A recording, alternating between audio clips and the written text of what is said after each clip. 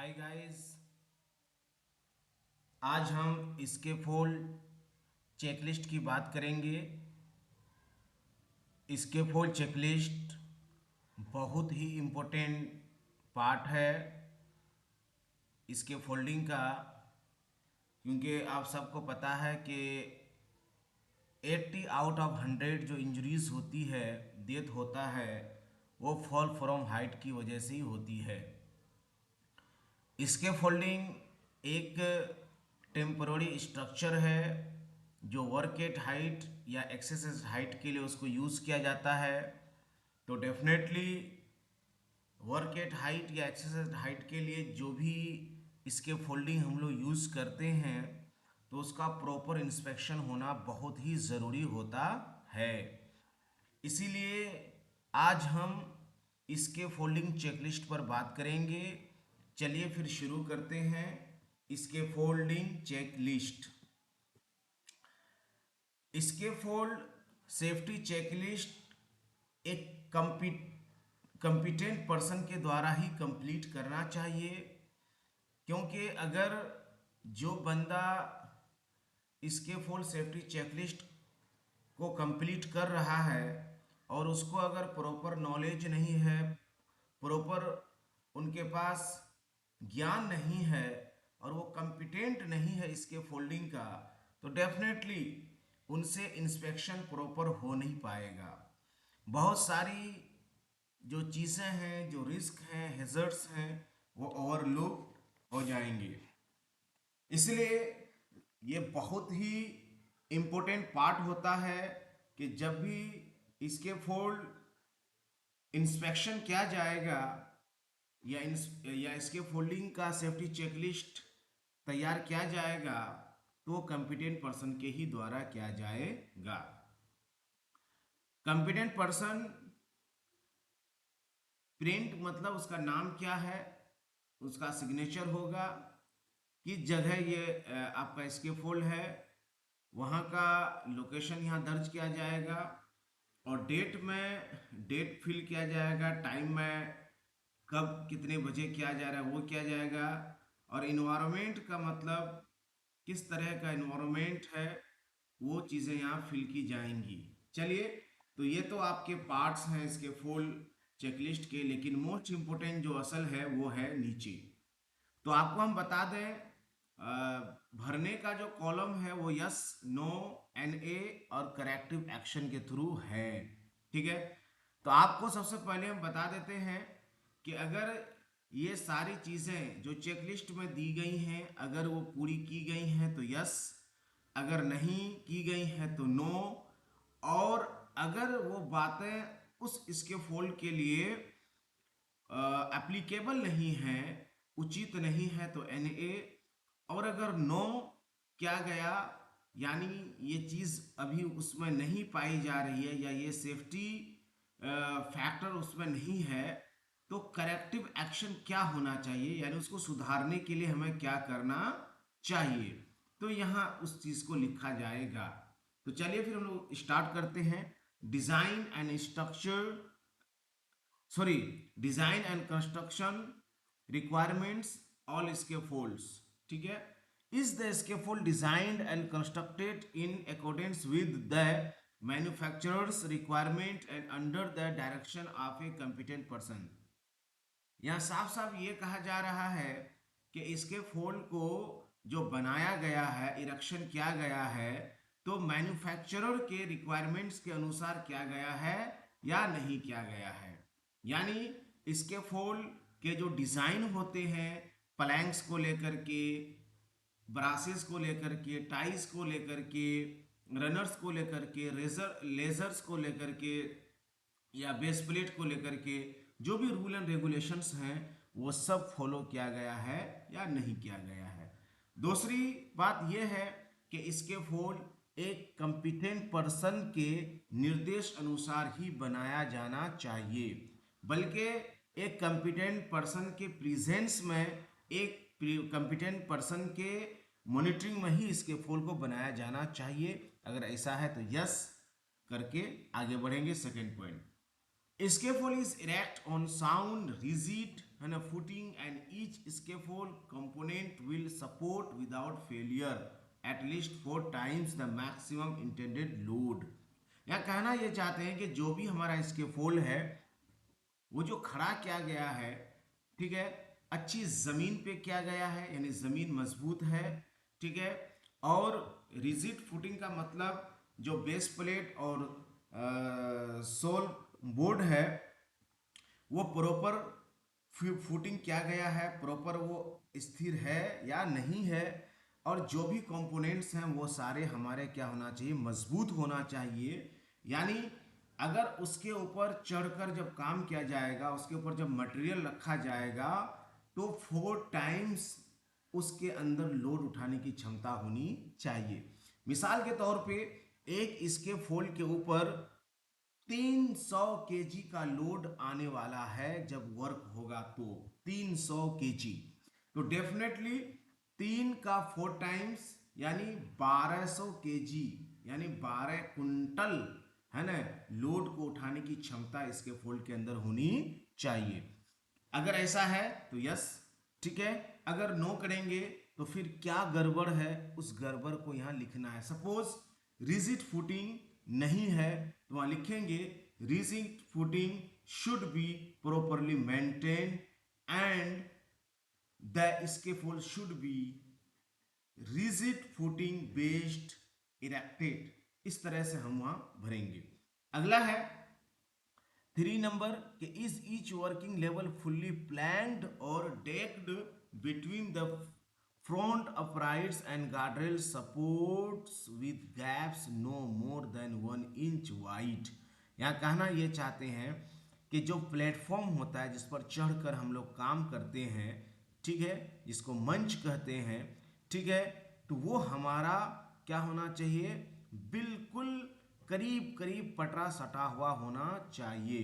बिल्कुल भी रेलिंग, जो हमारे गार्ड रेल्स होते हैं, टॉप रेल्स होते हैं, मिड रेल्स होते हैं, इसके लिए आप मेरा और भी वीडियो इसके फोल्डिंग पे बना हुआ, उसको आप देख लें, तो उसके बीच में किसी तरह का कोई गैपिंग नहीं होनी चाहिए। गैपिंग हल्का फुल्का चलेगा बट 1 इंच से ज़्यादा गैपिंग नहीं होनी चाहिए।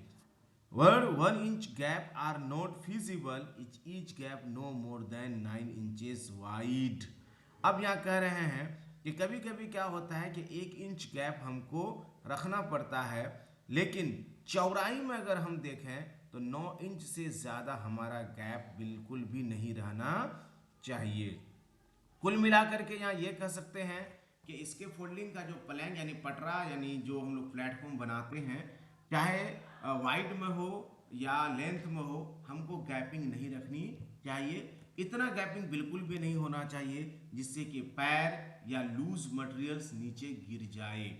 अगला पॉइंट है हमारा कि are all scaffold platforms of the approved type and at least 18 inches wide. और कहना चाहते हैं कि जितने भी प्लेटफॉर्म्स के जो पटरे वगैरह हैं वो सारे प्लेटफॉर्म के पटरे हमारा अप्रूव्ड होना चाहिए, ठीक है, और लगभग 18 इंच हमारा चौड़ा होना चाहिए, ठीक है। ऐसे पटरे का या ऐसे जैली का या ऐसे जो हमारे जो भी प्लैंक की जगह पे रखने के लिए जो हमारे और भी चैनल्स वगैरह जो यूज़ किए जाते हैं वो सब होना चाहिए। स्केफोल्ड इज 14 इंचेस और less from the face of work surface, ठीक है। इसके फोल्डिंग जिस स्ट्रक्चर पे काम करने के लिए बनाया जाता है, सपोज दीवार पे प्लास्टर करना है या दीवार की जोड़ाई करनी है, तो उस दीवार और इसके फोल्डिंग के बीच हल्की सी गैपिंग होती है, तो वो गैपिंग 14 इंची से ज़्यादा नहीं होनी चाहिए, ठीक है। अगला है कि are all platform units cleated restrained by hooks और इक्विवेलेंट मीन्स। और यहाँ कहना ये चाहते हैं कि जो भी प्लेटफॉर्म के जो पटरे हैं, जैली हैं या जो भी चैनल्स हैं वो अच्छे से हुक किया हुआ होना चाहिए, अच्छे से पकड़ा हुआ होना चाहिए, अच्छे से उसको लॉक किया हुआ होना चाहिए, ठीक है, ताकि उस पर जब काम करे तो किसी तरह से वो हिले नहीं, इधर उधर सरके नहीं, ठीक है। और एकदम अपनी जगह पे वो स्थिर बना रहे। यस करेंगे अगर ऐसा है तो, अगर नहीं तो फिर क्या गड़बड़ है वहाँ हम करेक्टिव एक्शन में उसको भरेंगे। आगे हम बात करेंगे कि डू प्लेटफॉर्म 10 फीट और less in length and extend over the center line of its end support by at least 6 inches but no more than 12 inches। या कहना चाहते हैं कि जो हमारा प्लेटफॉर्म्स होते हैं 10 फीट या उससे कम लेंथ का, ठीक है, तो जो उसका सेंटर लाइन होता है, सेंटर लाइन तो कम से कम है ना 6 इंचेस पर हमारा सपोर्ट दिया हुआ होना चाहिए, जो उसका एंड होता है, ठीक है, और 12 इंच से ज़्यादा बिल्कुल भी नहीं होना चाहिए। यानी अगर इसके फोल्डिंग का एंड सपोर्टेड नहीं रहेगा तो डेफिनेटली अगर उसके ऊपर पैर रखते हैं या मटेरियल को रखते हैं और नीचे सपोर्ट नहीं रहेगा तो टूट जाने के चांसेस होते हैं। कुल मिला के यहाँ कहना ये चाहते हैं कि जैसे कि आप चौकी देखते हैं, चौकी का जो पाया होता है, जो लेग होता है या उसकी जो पट्टी होती है, उससे चौकी 2-3 इंच ही बाहर निकली होती है। हम लोग छत देते हैं, छत 1 से 1.5 फीट ही हम लोग दीवार से बाहर उसको निकाल के रखते हैं। उसके बाद भी हम लोग नीचे बीम उसके साथ साथ देते हैं उसके सपोर्ट के लिए। तो यही यहाँ कहना चाहते हैं, उससे ज़्यादा नहीं होना चाहिए। 9 नंबर है कि do platform 10 feet or more in length extend over the centre line. Sorry, ये पॉइंट आपको अभी समझाया, 9 पॉइंट समझाना, 10 पॉइंट समझाना है। डू एबटेड प्लैंक्स है ना रेस्ट ऑन है ना सेपरेट है ना सपोर्ट सरफेसेस, है ना। कुछ प्लैंक्स हमारे ऐसे होते हैं कि वो एबट किए हुए होते हैं, ठीक है, तो कहना ये चाहते हैं कि वो हमारे सरफेस के साथ सपोर्टेड होना चाहिए। यानी कभी कभी क्या होता है कि कुछ प्लैंक्स जो हमारे होते हैं वो बाहर निकाल दिए जाते हैं और निकाल करके जो हमारा सामने का सरफेस जो होता है हमारा, उसके साथ उसको सपोर्ट दे दिया जाता है ताकि उस पर चढ़ के आराम से काम किया जा सके, ठीक है। अगर उसको बाहर निकाला गया है तो सरफेस के साथ उसको सपोर्ट दे देना है। अगर ऐसा है तो यस, लेकिन अगर ऐसा नहीं है वहाँ तो आप NA यानी नॉट अप्लीकेबल लिख करके आगे बढ़ेंगे। 11 नंबर है कि where planks overlap to form a long platform does the overlap occur over supports है ना बाय एटलीस्ट 12 इंचेस और secure to prevent movement nail together. या कहना ये चाहते हैं कि कभी कभी हमको प्लैंक को थोड़ा सा बाहर निकालना पड़ता है। कुछ एक्टिविटीज़ हमारी ऐसी होती है कि पटरा को हमको बाहर निकालना पड़ता है। तो यह कहना ये चाहते हैं कि अगर पटरा जो प्लेटफॉर्म है उसको, उसके जो तख्ता है या जैली है, उसको अगर आप बाहर निकालते हैं, चैनल को बाहर निकालते हैं, तो आपको नीचे से सपोर्ट जो बियरर होता है वो दे के ही आपको निकालना है, ठीक है। और निकालने के साथ साथ उसको भी आपको स्क्रू से कस देना है, क्लैंप से अच्छे से कस देना है ताकि मूवमेंट वगैरह बिल्कुल भी ना करे, ठीक है। आगे निकलेंगे। Where a platform changes in a direction is the platform that rests on bearer other than 90-degree angle laid first। यहाँ कहना चाहते हैं कि प्लेटफॉर्म का जो डायरेक्शन होता है तो कभी कभी क्या होता है उसको चेंज किया जाता है। Is the platform that rest on A bearer, है ना। तो जो भी हमारा बियरर होता है जिसके ऊपर हम पटरे को रखते हैं, ठीक है, तो 90 डिग्री एंगल के साथ सबसे पहले उसको हमें रखना चाहिए। इसीलिए राइट एंगल कपलर से कसा भी जाता है क्योंकि वहाँ लोड ज़्यादा होता है। इस बात का इसलिए ध्यान रखना चाहिए कि जो प्लेटफॉर्म होते हैं अगर उसका डायरेक्शन को चेंज करते हैं या उस प्लेटफॉर्म को बनाते हैं तो हमें हमेशा 90 डिग्री पर रखना चाहिए ताकि राइट एंगल कपलर से कसा जाए। सबसे ज़्यादा अगर कपलर में स्ट्रॉन्ग कपलर होता है तो वो राइट एंगल कपलर ही होता है। Is the top and bottom surface of each plank visible and free from paint and other, है ना, ओपैक, है ना, फिनिशेस। और कहना चाहते हैं कि जो हमारा प्लेटफॉर्म है वो बिल्कुल किसी तरह का मटेरियल पेंट या किसी तरह का फिसलने वाला स्लिपरी कोई भी पदार्थ नहीं होना चाहिए। कचरा कचरा या किसी तरह की गंदगी है तो प्लेटफॉर्म को साफ रखना चाहिए, साफ कर देना चाहिए। ठीक है। अक्सर मौसम जब खराब होता है तो अक्सर इसके हो जाने के चांसेस होते हैं। आर अनस्टेबल है ना ऑब्जेक्ट्स है ना प्रोहिबिटेड फॉर है ना supporting scaffolds and platform units and for use as है ना वर्क प्लेटफॉर्म्स। अब कहना चाहते हैं कि कभी कभी क्या होता है कि कोई ऑब्जेक्ट्स हमारे अनसपोर्टेड होते हैं, तो कुछ लोग ये सोचते हैं कि ये ऑब्जेक्ट्स हमारा अनसपोर्टेड है तो इसको हम इसके फोल्डिंग का सपोर्ट दे देते हैं। तो डेफिनेटली इसके फोल्डिंग का अगर सपोर्ट देंगे तो क्या होगा, इसके फोल्डिंग का जो लोड है वो ऑटोमेटिक क्या हो जाएगा, बढ़ जाएगा। तो इससे बचने के लिए हमें ज़रूरी होता है कि हम किसी भी ऑब्जेक्ट्स को इसके फोल्डिंग पर सपोर्ट ना आने दें। If scaffold components of different manufacturers and dissimilar materials are used, do they fit together without force and has the competent person determines the scaffolds structural integrity is maintained and safe for use। यहाँ कहना ये चाहते हैं कभी कभी हम अलग अलग मैन्युफैक्चरर का मटेरियल को यानी जो कंपोनेंट्स ऑफ इसके फोल्ड होता है उसको हम लोग लेकर के यूज़ करते हैं। तो अलग अलग जो मैन्युफैक्चरर के जो कंपोनेंट्स को हम जब एक साथ यूज़ करते हैं तो कभी कभी वो प्रॉपर एक दूसरे पर सेट नहीं हो पाता है, वो बैठ नहीं पाता है। ठीक है। तो इस चीज़ का ध्यान रखेंगे कि अगर ऐसा है तो हम बिल्कुल भी यूज़ नहीं करेंगे। अगर अच्छे से सेट हो जा रहा है, अच्छे से फिट हो जा रहा है एक दूसरे के साथ तो यूज़ करेंगे।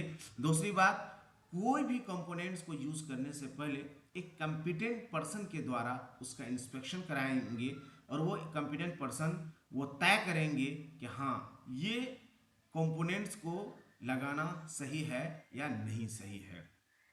अब आगे हम लोग बात करेंगे एक्सेस रिक्वायरमेंट्स की।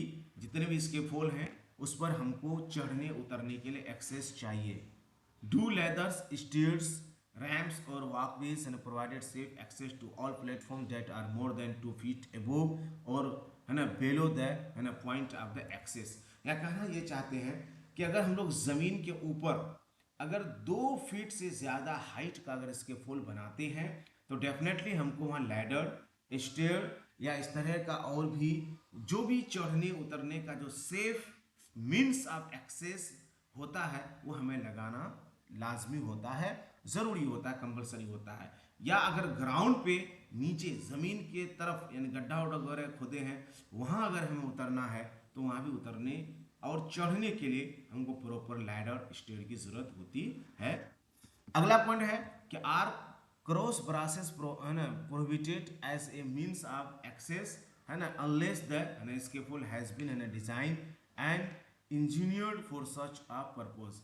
कहना ये चाहते हैं कि जो हम लोग ब्रासेस लगाते हैं तो क्रॉस ब्रासेस लगाते हैं और क्रॉस ब्रासेस लगाने की वजह से कभी कभी उतरने चढ़ने में या एक्सेस जो होता है हमारा वो उसमें दिक्कतें आ जाती हैं। तो डेफिनेटली एक कॉम्पिटेंट पर्सन वो तय करेंगे कि किस तरह से इसकी डिजाइनिंग की जाए और सीढ़ी को बाहर से या अंदर से सेट किया जाए ताकि ब्रासेस को किसी तरह का प्रॉब्लम ना हो, क्योंकि ब्रासेस भी मेन पार्ट ऑफ द इसके फुल होता है, उसको भी रखना बहुत ज़रूरी होता है वरना इसके फुल के कोलैप्स होने के चांसेस बहुत ज़्यादा होते हैं। 18 नंबर है कि आर पोर्टेबल हुक ऑन और अटैचेबल लैडर है पोजिशन टू नॉट है cause scaffold to tip over. और कहना ये चाहते हैं कि जो भी हम लोग जो लैडर होते हैं, कुछ हमारे लैडर पोर्टेबल होते हैं, हुक वाले होते हैं, तो वो लैडर को हम लोग क्या करते हैं इसके फोल के साथ क्या करते हैं अटैच करते हैं। तो इसके साथ फोल के साथ अटैच कर देते हैं या जो इसके फोल के जो ऊपर वाला हिस्सा होता है उसके साथ अटैच कर देते हैं। ठीक है। तो हमें ये अटैच नहीं करना चाहिए। ठीक है। अगर ऐसा करते हैं तो इसके फोल क्या हो सकता है कोलैप्स कर सकता है या जो ऊपर वाला जो पाइप्स वगैरह हैं वो निकल सकता है। इसलिए हमें जो भी लैडर या स्टेयर का यूज़ करना है वो सिर्फ और सिर्फ इसलिए करना है ताकि एक्सेस और ऊपर चढ़ने और उतरने के लिए हो और वो बिल्कुल इसके फोल्डिंग के साथ फिक्स होना चाहिए। इफ हुक ऑन और attachable ladders are used is bottom rung है ना less than 24 inches above the supporting surface. और कहना ये चाहते हैं कि अगर इस तरह का कोई भी लैडर यूज़ किया जा रहा है और उसके जो भी रूल एंड रेगुलेशन और प्रिकॉशन है वो मेंटेन किया जा रहा है, तो जो सरफेस होता है ना जिस पर हम लोग चढ़ के काम करते हैं, जो प्लेटफॉर्म होता है, उससे 24 इंच यानी एक नॉर्मल जो आंकड़ा लिया जाता है वो लिया जाता है कि 1 मीटर ऊपर बढ़ा हुआ होना चाहिए। जैसे मान लीजिए एक लैडर से हम लोग छत पर चढ़ रहे हैं, तो अक्सर कभी ऐसा होता है कि लैडर और छत बराबर हो जाता है, ऊपर बढ़ा हुआ नहीं रहता है। तो ऐसा नहीं, बल्कि लैडर हमारा 24 इंच या 1 मीटर जो सरफेस और प्लेटफॉर्म है उससे ऊपर उठा हुआ होना चाहिए। इससे लैडर के कोलैप्स करने का या ब्रोक यानी टूट जाने का चांसेस नहीं होता है। For direct access between two surface is the distance no more than 14 inches and horizontal and 12 inches in vertical। और बताते हैं कि एक सरफेस से दूसरे सरफेस पे जाने के लिए हमारा डायरेक्ट अगर मान के चलिए जाना है आपको यूं ही बिना किसी एक्सेस प्रोवाइड किए हुए, ठीक है, तो 14 इंच से ज़्यादा हमारा डिस्टेंस जो है ना हॉरिजॉन्टल नहीं होना चाहिए, और वर्टिकल में है तो 24 इंच से ज़्यादा नहीं होना चाहिए। अगर उससे ज़्यादा है तो हमको फिर लैडर या दूसरे कोई भी एक्सेस जो प्रॉपर हमको दे सके उसका यूज़ करना चाहिए। अब कुछ और एक्स्ट्रा बातें हैं जो इसके फोल्डिंग से रिलेटेड हैं। सबसे एक पॉइंट है 21 नंबर के जो भी इसके फोल्ड हैं उसके जो भी कंपोनेंट्स हैं, तो उस कंपोनेंट्स का मैक्सिमम लोड उठाने की जो क्षमता होती है, जो कैपेसिटीज होती है, उससे कम ही में हम लोग को इसके फोल्डिंग को यूज करना है। सपोज एक इसके फोल्डिंग के अंदर अगर 1000 kg यानी 10 कुंटल अगर 1000 kg अगर लोड को बेयर करने की क्षमता है, तो हमें उससे बेलो ही यानी 700 kg 600 kg 500 kg ही उठाना चाहिए, उस पर लोड देना चाहिए। दूसरी बात है कि जो भी इसके फुल के जो पार्ट्स होते हैं, कंपोनेंट्स होते हैं, वो कभी कभी क्या होते हैं डैमेज हो जाते हैं, तो हमें इमीडिएटली उसको रिमूव कर देना चाहिए, हटा देना चाहिए, उसे बिल्कुल भी यूज नहीं करना चाहिए। ठीक है। उसके बाद है कि इसके फोल्डिंग अगर मूव करता है या इसको इज द मूवमेंट ऑक्युपाइड इसके फोल्ड प्रोहिबिटेड। ठीक है।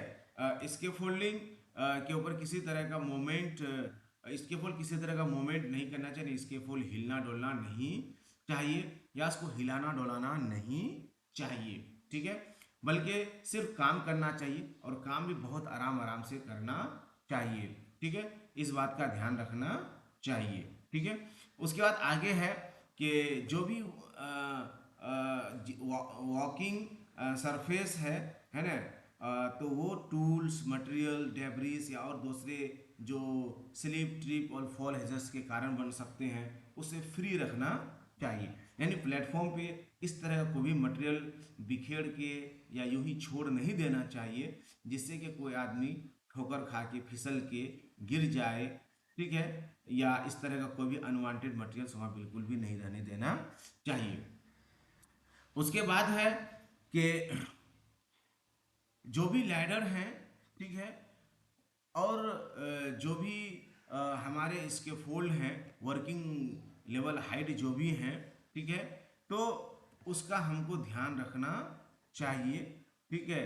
कि is the use of makeshift devices or ladders to increase the working level height prohibited. यानी कहना ये चाहते हैं कि आपने इसके फोल्ड बनाया 10 फीट का, लेकिन अब आपको 12 फीट पे काम करना है, 2 फीट और आपको हाइट पे जाना है। तो कभी कभी लोग क्या करते हैं कि 2 फीट जाने के लिए किसी मैकशिफ्ट डिवाइस का यूज करते हैं, जैसे टूल का, बेंच का, या किसी ड्रम का, है ना, या बकेट का। तो हमें ऐसा नहीं करना चाहिए। लैडर वगैरह का प्रयोग हमें बिल्कुल भी नहीं करना चाहिए। अगर 2 फीट एक्स्ट्रा आपको काम करना है तो फिर जो इसके फोल्डिंग की हाइट है उसको इंक्रीज कीजिए, उसको आगे बढ़ाइए। अगला है कि जो भी इसके फूल हैं, ठीक है, तो कभी कभी क्या होता है कि तेज आंधी हवाएं ये सब होती हैं, या इस तरह का और भी कोई भी प्रॉब्लम्स हो जाते हैं, ठीक है, जिससे काम करना वहाँ थोड़ा सा मुश्किल हो जाता है। तो हमें ऐसे मौसम और ऐसे हालात में बिल्कुल भी, यानी आंधी तूफान बारिश हो तो हमें बिल्कुल भी काम नहीं करना चाहिए। लेकिन कंटिन्यूसली अगर हवाएं चल रही हैं, कंटिन्यूसली हवाएं चलें, कभी कभी मौसम ऐसा होता है कि लगातार तेज़ हवाएं चलती हैं, तो हमें विंड स्क्रीन प्रयोग करना चाहिए, और कॉम्पिटेंट पर्सन के थ्रू वो डिटरमाइन किया जाएगा, तय किया जाएगा कि ये सेफ है या नहीं है, और उसको लगा के ही काम करना चाहिए, वरना आदमी का बैलेंस क्या होता है, बिगड़ जाता है हाइट पे। टैग लाइन का यूज़ करना चाहिए, ठीक है, जो जो भी हम लोग लोड को उठाते हैं, ठीक है, इसके फोल्डिंग पर, तो टैग लाइन का ज़रूर हमें यूज़ करना चाहिए, ठीक है। विदाउट टैग लाइन का हमें कोई भी लोड इसके फोल्डिंग पे नहीं उठाना चाहिए। उसके बाद है कि जो भी इसके फोल्ड्स हैं और जो दूसरे है ना कंडक्टिव ऑब्जेक्ट्स टूल्स हैं, ठीक है, तो अगर ऊपर से पावर लाइन गया हुआ है या इलेक्ट्रिकल कोई भी सोर्सेज हैं आसपास, तो 10 फीट कम से कम दूर रहना चाहिए, और कहीं कहीं आपको 5 मीटर भी कहा गया है। यानी कुल मिला के कहना ये चाहते हैं कि अगर आप जिस जगह पे काम कर रहे हैं बगल में इलेक्ट्रिक वायर ऊपर से गया हुआ है या इलेक्ट्रिक कोई सोर्सेस हैं, तो 10 फीट या 5 मीटर आप डिस्टेंस रह के काम को करेंगे। अगला पॉइंट है कि if the scaffold or other है ना conductive objects or tools are within the 10 foot minimum the safe distance from overhead power lines or an electrical sources has MMUs and electrical distribution director or assistant director been notified and authorize one of the following। यह कहना ये चाहते हैं कि कभी कोई कुछ काम हमारे ऐसे होते हैं कि हम ये डिस्टेंस को मेंटेन नहीं कर सकते हैं, यानी 10 फीट डिस्टेंस हम मेंटेन नहीं कर सकते हैं, 5 फीट हम डिस्टेंस मेंटेन नहीं कर सकते हैं। तो आपका जो इलेक्ट्रिक डिस्ट्रीब्यूटर डायरेक्टर होते हैं, EDD कहा जाता है, या असिस्टेंट डायरेक्टर जो होते हैं, AD जो होते हैं उस एरिया का, उसको इन्फॉर्म करना चाहिए, और इन्फॉर्म करने के बाद जितना देर तक काम चलेगा उतना देर के लिए शट डाउन यानी डी इनर्जाइज यानी बिजली को ऑफ कर देना चाहिए, ठीक है, या लाइन को उस तरफ से हटा देना चाहिए, या फिर उस इलेक्ट्रिक वायर के ऊपर कुछ हमें कवरिंग वगैरह आता है ना, वायर के ऊपर कवर वगैरह लगा देना चाहिए, ताकि किसी तरह की कोई दिक्कत ना हो, यानी किसी को इलेक्ट्रिक शॉक ना लगे। ये वाला काफ़ी डेंजरस होता है, और इलेक्ट्रिक शॉक लगने से आदमी के बचने की चांसेस भी बहुत कम हो जाता है। उसके बाद है fall protection. All workers on scaffold 4 feet or more in height and above lower level and protective from falling. कहना यार ये चाहते हैं कि जितने भी वर्कर 4 फीट या उससे ज़्यादा के हाइट पर काम करेंगे, पर्सनल फॉल अरेस्ट सिस्टम पहन करके ही काम को करेंगे। Without personal fall arrest system पहने हुए बिल्कुल भी कोई भी काम नहीं करेंगे। Okay, thank you so much. आपको लगा होगा कि ये वीडियो काफ़ी लंबा है, डेफिनेटली लंबा है, लेकिन इस तरह का चेकलिस्ट करने के बाद अगर इसके फोल्डिंग पे काम किया जाएगा तो डेफिनेटली इसके फोल्ड से रिलेटेड जो भी हेजर्ड्स होते हैं या इसके फोल्ड के कोलैप्स होने के जो चांसेस होते हैं, ठीक है, डेफिनेटली नहीं होंगे। Thank you so much for watching Mac Safety at रवेद। Okay, bye.